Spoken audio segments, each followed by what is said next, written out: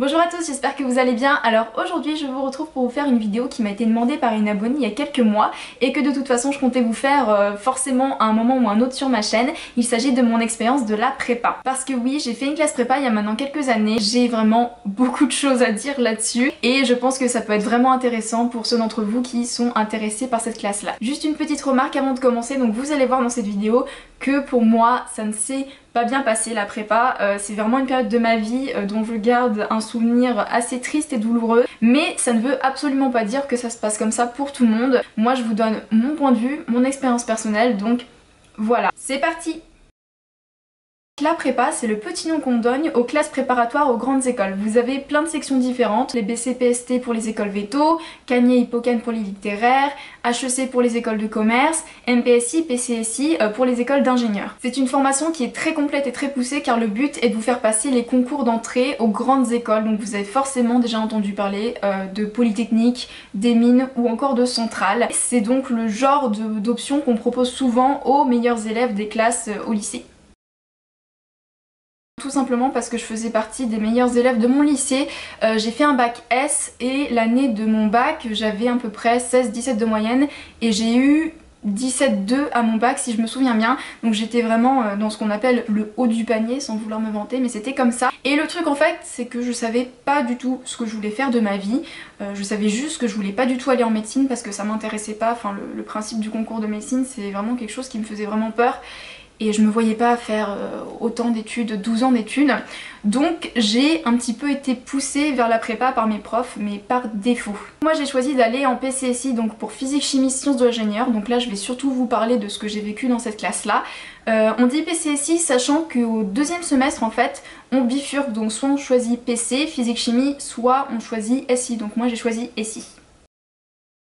Donc je pense que maintenant c'est un petit peu partout pareil, je pense qu'à 95% on est des classes de quasiment 50 élèves et moi dans ma classe on était moins de 10 filles et c'était un petit peu partout pareil en ce qui concerne les effectifs filles-garçons, en tout cas dans les filières ingénieurs. Et dans des classes comme ça on se rend compte très vite que ce qui va compter le plus pour garder la tête hors de l'eau je dirais, c'est la solidarité, le lien social, la bonne entente que vous pouvez avoir avec les autres et que le travail en groupe est très important.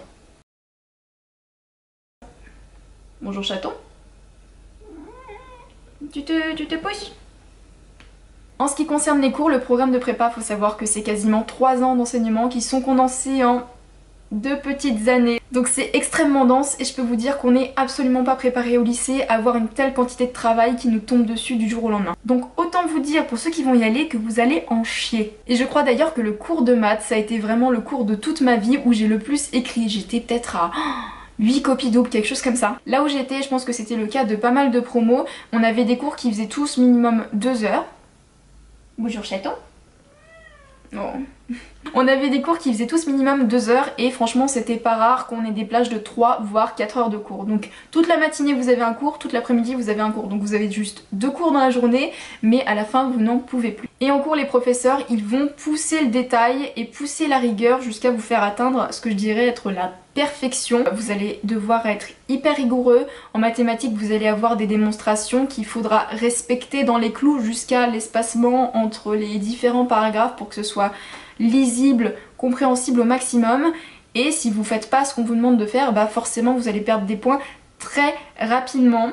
En chimie moléculaire vous allez voir des trucs hyper compliqués. Enfin je trouve que vraiment, le lycée ne prépare absolument pas à faire des choses aussi rigoureuses. Le but étant quand même de vous faire ingurgiter et même je dirais de vous gaver d'équations, de définitions, de choses hyper précises, hyper détaillées, de vous faire retenir un maximum de choses parce que quand même au bout des 2 ans il faut que vous soyez prêts pour passer les concours et il faut dans un concours être le meilleur. Et une fois que vous êtes sorti de vos 8 heures de cours quotidiennes, et bien la journée n'est absolument pas finie, sinon ça serait vraiment trop facile. Il faut absolument se mettre à réviser tout de suite ce que vous avez vu dans la journée pour essayer d'ingurgiter et de retenir un maximum de choses. Et je peux vous dire que si vous espérez garder des activités en dehors des cours, c'est-à-dire faire du sport, jouer d'un instrument de musique, voir vos copains, et bah va falloir sacrément vous accrocher et ne pas avoir peur de manquer de sommeil. En fait la prépa, moi j'appelle ça boulot boulot dodo, parce que on a vraiment l'impression de plus du tout avoir de temps pour soi, pour s'occuper de soi, pour sortir, pour faire des choses, et je connais vraiment beaucoup de gens qui ont dû arrêter leurs activités à côté parce que c'était plus du tout compatible avec le rythme intensif des cours. Et ce n'est pas fini parce que sinon ça serait vraiment trop facile. À côté de ça vous avez l'école. Donc l'école ce sont des sortes d'interrogations orales qui durent généralement 1 heure et c'est en plus des cours. Donc vous imaginez, vous vous êtes tapé 8 heures de cours dans la journée et de 18 à 19 ou de 19 à 20 heures, vous avez 1 heure d'interrogation orale en plus. Voilà. Et ce qui se passe c'est qu'on est en petit groupe, donc généralement 3 étudiants, et on est avec un prof de physique par exemple, qui n'est pas forcément notre professeur, mais qui connaît le programme qu'on suit et du coup qui teste nos connaissances sur les dernières choses qu'on a vues. Donc ce qu'il fait c'est que le tableau noir dans la salle, il le sépare en 3 parties, chacun une partie de son tableau, et il donne à chacun un exercice, et puis du coup vous avez 1 heure pour vous creuser les méninges et puis écrire ce que vous pouvez sur cet exercice. Et je peux vous dire que quand on n'a pas du tout appris son cours, c'est long. 1 heure. Et surtout, le gars n'aide pas, sauf si vraiment on est vraiment dans la mouise, il peut donner quelques directives, mais le but c'est de voir comment vous vous débrouillez tout seul face à un exercice et comment vous réfléchissez. Et en plus vous êtes noté à la fin, donc ça vous rajoute forcément du stress. Ensuite, toutes les semaines, j'avais un contrôle sur table, donc dans des conditions de concours qui duraient 4 heures, donc pour moi c'était tous les samedis matins sans exception, donc ça vous force à bosser jusqu'à la fin de la semaine, et ça tournait entre les matières principales, à savoir physique, chimie, maths et sciences de l'ingénieur. D'ailleurs, si jamais vous n'êtes pas encore en terminale S, en l'occurrence, je vous conseille vraiment de prendre l'option sciences de l'ingénieur si vous l'avez dans votre lycée, parce que ça avantage vraiment les personnes qui ont déjà fait ça au lycée. Bien, une fois qu'ils sont en prépa, ils sont vraiment supérieurs aux autres. Moi c'était pas mon cas, j'avais pris SVT et c'est vrai que je sentais que j'étais quand même un petit peu à la traîne. En cours d'année, vous avez aussi ce qu'on appelle les TIPE. Donc les TIPE, c'est une sorte de projet de recherche que vous allez mener tout au long de l'année, sur lequel vous allez travailler en petits groupes, et vous serez amené à présenter ça au moment de vos oraux de concours dans un temps imparti, et vous aurez également, lors de cet oral de concours, une partie qui est une synthèse de documents qu'on vous donnera juste avant. Vous aurez peut-être, je sais pas, 1 heure pour lire les documents et pour en faire une synthèse et présenter ça également au jury qui sera en face de vous. Et autant votre sujet de recherche vous l'aurez travaillé tout au long de l'année, donc ça sera quand même beaucoup plus simple si vous êtes bien entraîné, autant la synthèse de documents ça peut tomber sur n'importe quoi. Donc moi par exemple une fois j'avais fait un oral blanc, j'étais tombée sur la fusion nucléaire. Et enfin ce que je voulais vous dire sur le travail scolaire, c'est que le français et l'anglais sont des matières qu'il ne faut absolument pas négliger, elles sont vraiment très importantes. Ce qui se passe en français, c'est que chaque année, il y a un thème qui est choisi pour tout le pays avec une même liste de documents à étudier, donc pour tous les étudiants en prépa de France. Donc ça peut être un roman, une pièce de théâtre, un essai par exemple. Et en deuxième année, du coup, lorsque vous passerez vos concours de français écrits, vous aurez à disserter sur le sujet de l'année que vous êtes censé avoir bien étudié tout au long de l'année. Donc moi par exemple, ma première année de prépa, le thème c'était l'argent et la deuxième année c'était le mal. L'enseignement de l'anglais il est quant à lui très poussé, il y a beaucoup de vocabulaire à apprendre et moi c'est vraiment une année où j'ai eu le réel sentiment de vraiment énormément progresser en anglais. Le petit souci en fait c'est que quand on fait un bac S, le plus souvent il y a beaucoup de gens qui négligent un petit peu les langues parce que du coup ils disent bah moi je suis scientifique, je suis pas littéraire. Et c'est vraiment dommage parce qu'en fait l'anglais en sciences, même aujourd'hui pour moi qui fais pas mal de recherches et tout dans mon boulot, on est amené à travailler, à lire des publications, à écouter des conférences en anglais. Et c'est vraiment essentiel en fait. Et en plus aux oraux de prépa, bah, vous avez des oraux d'anglais, donc vous êtes prévenus, c'est quelque chose qu'il faut bosser. En ce qui concerne les notes, donc j'ai une petite anecdote à vous raconter, c'est que bon, j'étais très bonne élève à l'école avant, au lycée, au collège, et moi clairement je visais toujours le 19-20 et j'étais pas contente si j'avais moins de 19 voire moins de 18 à mes contrôles. Et mon premier contrôle de maths en prépa, j'ai eu 7. Et là je peux vous dire qu'il y a toute la classe qui est tombée de son piédestal parce que quand on arrive en prépa on est un petit peu les meilleurs des meilleurs, en gros on est tous censés être des bons élèves et avoir des super moyennes, et en fait bah ce jour-là, le premier contrôle de maths, la moyenne de la classe c'était 6 sur 20. Donc vous imaginez un petit peu le chamboulement dans la tête de tout le monde.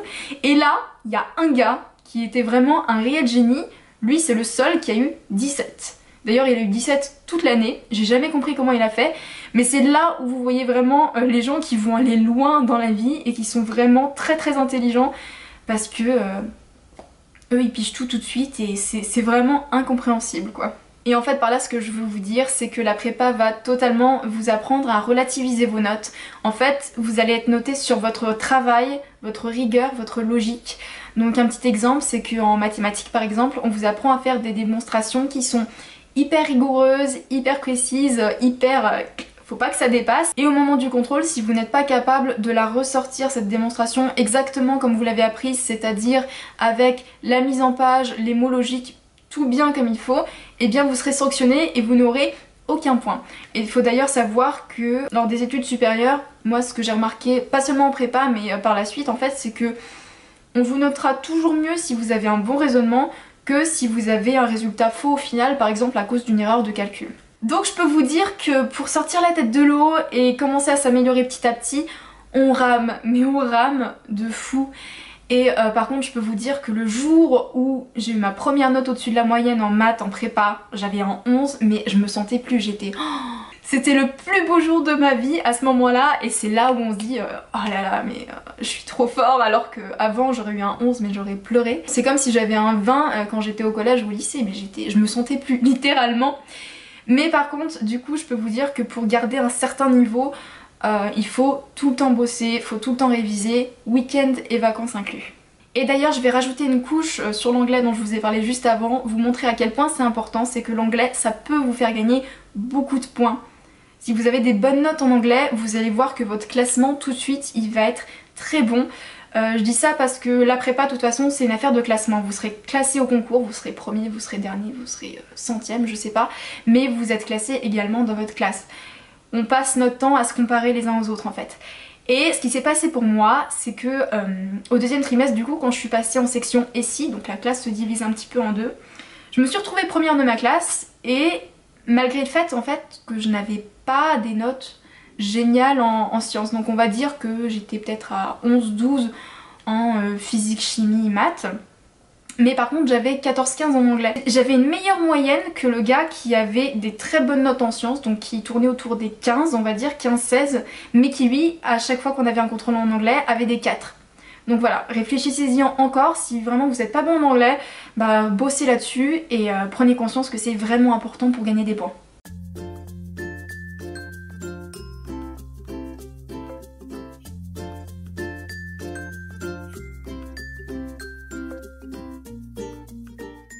Au niveau de l'ambiance, j'ai trouvé qu'il y avait vraiment une espèce de tension permanente dans l'air. Vous êtes toujours poussé à travailler toujours plus. Et les camarades de classe, c'est vrai que même si on s'entend bien avec eux, et bien quelque part à un moment, on va passer les mêmes concours et on va être en concurrence les uns avec les autres. Donc ça biaise un petit peu les relations. Donc on n'est jamais vraiment serein, il y a toujours de la fatigue, du stress. Au niveau personnel, moi j'ai trouvé que c'était quand même assez compliqué étant donné que sa famille, ses amis, son copain ou sa copine, ben on les voit pas beaucoup parce qu'il faut travailler tous les jours, même le week-end. Et malheureusement j'avais aussi un petit peu le sentiment que les enseignants étaient là pour fabriquer des bêtes à concours et pas pour faire grandir les hommes et les femmes de demain. Dans la mesure où en fait ce qui est dommage c'est que ces professeurs là c'est des gens qui ont passé des concours très compliqués, qui ont fait des grosses études, qui sont vraiment très intelligents et qui savent beaucoup de choses. Mais le problème c'est qu'ils ont pas le temps, ils ont vu la densité du programme, vu l'importance du programme qu'ils sont censés nous dérouler en 2 ans au lieu de 3. Forcément ils ont pas le temps pour aller dans les détails et vraiment nous intéresser aux choses et nous transmettre un savoir mais de façon intelligente je dirais. Donc voilà, ça aussi je trouve que ça joue beaucoup sur l'ambiance et c'est pas forcément tip top. Donc je pense que vous avez compris que pour moi la prépa ce n'est pas un bon souvenir. En fait ce qui s'est passé dans mon cas c'est que le premier trimestre, même si les cours étaient difficiles, que c'était vraiment un gros chamboulement dans ma vie, je me suis accrochée et au final je m'en suis pas si mal sortie, donc on va dire les 3 premiers mois. Malheureusement, suite à certains événements personnels, en fait, le groupe d'amis avec qui j'étais habituellement depuis le début de l'année s'est éloigné de moi et j'ai très mal vécu le fait de me faire mettre à l'écart par des personnes que j'appréciais et je pensais qu'elles m'appréciaient aussi mais apparemment pas et voilà, j'ai pas eu de chance, on va dire. Je suis pas tombée sur les bonnes personnes pour moi et ça arrive. C'est dommage, mais bon, c'est la vie. J'étais à l'internat, donc je ne voyais mes proches que le week-end. J'étais constamment fatiguée avec mon copain, ça a été une période vraiment très difficile. Je me sentais seule, incomprise et vraiment déprimée. Et quelque chose qui a été compliqué à vivre pour moi également, c'est le fait de me rendre compte que mes professeurs savaient très bien que ça n'allait pas bien pour moi, parce que ça se voyait quand on est déprimé, généralement ça se voit un petit peu qu'on fait la gueule. Mes notes baissaient surtout, et il n'y en a aucun qui a essayé de chercher à comprendre pourquoi. Donc voilà, je me sentais vraiment comme un animal qu'on emmène à l'abattoir, quelque chose qui n'a pas d'importance et dont on se fiche si la personne va bien ou pas. Malgré tout ça, donc je sais pas comment j'ai fait, mais j'ai eu ma première année, j'ai été admise en deuxième année et j'avais l'été où normalement j'étais censée bosser parce qu'il faut toujours apprendre les choses qu'on n'a pas eu le temps d'apprendre pendant l'année et qu'il faut garder le niveau, il faut pas s'arrêter du jour au lendemain comme ça, il faut toujours bosser pour préparer les concours. Sauf que moi j'ai juste eu envie de profiter de l'été pour prendre soin de moi, pour prendre du temps pour moi, pour voir mes proches, tout ça, enfin voilà, faire d'autres choses que travailler tout le temps et tout le temps. Et du coup la rentrée en deuxième année ça a été vraiment pour moi comme me prendre un mur en pleine face. Je retournais littéralement m'enfermer dans cette prison où j'avais pas d'amis et où j'avais passé de très mauvais moments. Donc vous voyez que psychologiquement je partais pas sur de super bases pour cette deuxième année et vous allez voir d'ailleurs que tout est allé très vite pour moi, donc c'est à dire que ma rentrée je m'en souviens très bien, c'était un jeudi, j'ai cours le jeudi, le vendredi, le week-end je suis rentrée chez mes parents et sur la route du retour le dimanche soir pour revenir vers Rennes, qui est la ville où j'ai fait ma prépa, j'ai fait une crise d'angoisse et la grosse crise d'angoisse... J'avais la respiration saccadée, je me sentais pas bien, j'avais envie de vomir, j'avais peur, j'étais angoissée mais à mort et pourtant je suis pas quelqu'un d'angoissé dans la vie et j'avais jamais fait de crise d'angoisse avant quoi. Donc j'étais vraiment malade d'y retourner. Et du coup comme ça n'allait vraiment pas bien, le lundi j'ai décidé de ne pas aller en cours pour me remettre un peu de mes émotions et essayer de me calmer un petit peu. Et j'ai voulu retourner en cours le mardi matin parce que j'avais 4 heures de maths de 8h à midi. Sauf que arrivé devant la porte de la salle de cours de maths, personne. Donc j'étais là, ok, qu'est-ce qui se passe? Et en fait, j'ai appris que mon professeur de maths était absent parce qu'il faisait grève et que du coup, personne dans la classe de quasiment 40-50 personnes n'avait jugé bon de me prévenir que le prof était absent et que je pouvais ne pas venir le matin. Voilà. Et là, ça a été vraiment la goutte d'eau, j'ai pété un câble, je me suis dit c'est bon, ça suffit, je me casse. Je suis partie du lycée, je me suis rendue au centre d'orientation de la ville et je me sentais vraiment déboussolée à ce moment-là. Je pense que je me suis prise une bonne grosse décharge d'adrénaline parce que du coup à ce moment-là je peux vous dire que j'avais l'impression de faire la pire connerie de ma vie. D'ailleurs j'ai appelé ma mère pour lui dire ma décision et elle savait plus quoi faire, elle était totalement paniquée. Après avoir écarté l'idée de changer totalement d'orientation pour faire de la joaillerie, allez savoir pourquoi, ça m'intéressait à l'époque, mais bon c'était totalement utopiste, irréaliste. Je suis allée à la fac, au secrétariat de la fac de Rennes, pour m'inscrire en licence de physique. Et ce qui s'est passé à ce moment-là, c'est que la secrétaire à qui j'avais raconté un peu ma situation, qui voyait bien que j'étais un petit peu bouleversée de ce qui était en train de se passer dans ma vie, et bien tout simplement elle m'a dit mais si tu veux, j'appelle cette personne qui est le directeur de la licence de physique de la fac et comme ça tu vas pouvoir parler avec lui. Et moi j'étais un peu sur le cul parce que je savais pas que ça se faisait d'aller voir comme ça le directeur de la licence de physique de la fac. Enfin, je trouvais que c'était quand même un titre assez prestigieux, je me suis dit il a peut-être d'autres choses à faire que de parler avec la pauvre fille qui vient lamentablement de se rétamer et de quitter son école et qui va à la fac. Enfin, je trouvais ça assez étrange mais bon, j'y suis allée, je me suis dit j'ai rien à perdre et puis ça sera peut-être quelqu'un de bon conseil. Et là, je peux vous dire que c'est la première fois depuis un an que quelqu'un a pris le temps de s'asseoir avec moi, de m'écouter et de me rassurer. Il m'a dit t'inquiète pas Valérie, la prépa j'en ai fait une aussi, je sais combien c'est dur et c'est pas grave ce que t'es en train de vivre, c'est pas du tout un échec, tu vas voir la fac c'est hyper bien aussi. Et vous savez quoi, il avait raison totalement. À la fac j'ai trouvé tout ce que je recherchais et ce que j'avais pas en prépa, ce qui me manquait. Vraiment c'était surtout des professeurs qui sont à l'écoute, qui sont des chercheurs et qui sont pas du tout là pour vous donner un cours et puis s'en aller. C'est des gens qui veulent vous intéresser à ce qu'ils font, qui veulent que vous développiez un raisonnement et qui sont totalement ouverts et qui demandent même à ce qu'on leur pose des questions s'il y a des choses qu'on ne comprend pas, qui vous donnent leur mail pour que vous envoyiez des questions si jamais après le cours il y a des choses que vous n'avez toujours pas comprises. Des gens qui vous considèrent tout simplement comme des êtres humains, pas comme des machines, et ça m'a fait vraiment beaucoup de bien. Et j'ai également rencontré des gens super parmi mes camarades de promo, et d'ailleurs il y en a avec qui je suis devenue très proche et qui sont de très bons amis aujourd'hui actuellement, donc ça m'a fait vraiment un bien fou de quitter la prépa pour la fac. Et d'ailleurs j'aimerais en profiter pour vous dire que contrairement à ce qu'on croit, eh bien la fac ce n'est pas du tout la voie poubelle comme on a l'habitude de le présenter. Il n'y a pas la prépa d'un côté pour les super bons élèves, super forts, et puis la fac où il y a un peu les gens moyens ou nuls entre guillemets, parce que chacun son niveau, mais bon voilà. C'est absolument pas ça. À la fac le niveau mine de rien il est quand même assez élevé, enfin moi je l'ai trouvé directement. Et d'ailleurs plus on monte d'année en année, plus forcément on se spécialise et plus le niveau est élevé. Il y a des gens qui choisissent la fac en pensant que ça va être hyper simple, ils vont y aller les doigts de pied en éventail et on va leur donner leur diplôme, mais en fait c'est plus compliqué que ce qu'on pense, et si on travaille pas un minimum, forcément on se rétable lamentablement. Ce que je trouve très dommage également, c'est que beaucoup de gens qui sont en prépa ont tendance à se sentir un peu supérieurs aux autres, à ceux qui ont fait la fac. Il y a un espèce de snobisme ambiant quand on est en prépa, c'est assez dingue. Moi j'étais snob un petit moment quand j'ai commencé la prépa, et je peux vous dire que j'ai très vite déchanté, je me suis très vite rendu compte que c'était ridicule de penser comme ça, et voilà, j'ai totalement changé de point de vue, parce que tout simplement la fac et la prépa ça n'a rien à voir. La prépa c'est pour préparer un concours, pour aller en école d'ingé. La fac vous pouvez aller à bac plus 8, en tout cas en fac de physique si vous faites un doctorat. Ça n'a rien à voir, il y a des gens qui sont vraiment très intelligents, qui sont vraiment très doués dans ce qu'ils font, qui vont faire des études plus longues que les gens qui auront fait la prépa à une école d'ingénieur, et qui peut-être au final auront parfois des boulots plus intéressants que les gens qui finiront ingénieurs. Par contre une des choses vraiment bénéfiques que je retiens de la prépa, c'est que niveau méthode de travail, il n'y a vraiment pas mieux.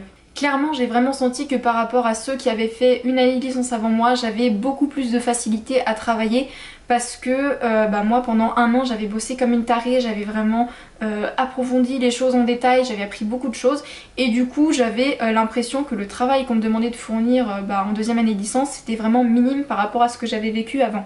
Du coup je pense très sincèrement que si vous êtes bon élève, que vous savez pas trop quoi faire mais que vous êtes sûr que vous voulez pas faire prépa ou école d'ingé, que vous allez peut-être vous diriger vers la fac, je sais pas, une fac de physique comme moi par exemple, ça peut être pas mal de faire en fait une année de prépa, et puis une fois que vous avez votre année de prépa, et bien allez comme moi en licence 2, parce que franchement vous allez voir qu'après tout va vous sembler beaucoup plus simple. Et enfin pour terminer cette vidéo, je voulais vous donner 6 conseils, ou plutôt 6 points importants à retenir je dirais, concernant la prépa si vous voulez vous lancer dans cette aventure. Pour y arriver, il va falloir beaucoup travailler et être vraiment coriace. Pour les personnes qui sont timides, celles qui ont du mal à s'exprimer, il faut vraiment travailler votre oral et votre élocution parce que c'est hyper important pour les oraux. Si vous en avez la possibilité, je vous conseille vraiment de choisir l'internat en prépa. C'est vraiment une super solution pour gagner du temps parce que vous n'aurez pas de transport, et comme il y a la cantine qui vous fait les repas, vous gagnerez du temps de repas, donc plus de temps pour réviser et également plus de temps pour dormir. Choisissez bien vos amis, j'entends par là des gens gentils avec qui vous vous sentez en confiance et qui vous soutiendront autant que vous les soutiendrez, c'est hyper important. Et pensez à travailler en groupe pour faire les devoirs parce que ça va beaucoup plus vite et ça permet de progresser plus rapidement. Si comme moi vous avez l'impression de choisir la prépa parce que vous savez pas vraiment quoi faire de votre vie et qu'on vous a dit que les bons élèves allaient forcément en prépa, eh bien tout simplement renseignez-vous sur les autres voies qui sont possibles. Par exemple, allez au centre d'orientation, voyez les conseillers d'orientation, je sais que souvent on dit qu'ils servent à rien, mais c'est toujours mieux d'être bien renseigné plutôt que d'avoir des regrets par la suite. Et enfin n'oubliez pas que ce n'est absolument pas grave de se tromper d'orientation ou d'échouer, l'important c'est vraiment de trouver quelque chose qu'on aime et qui nous correspond.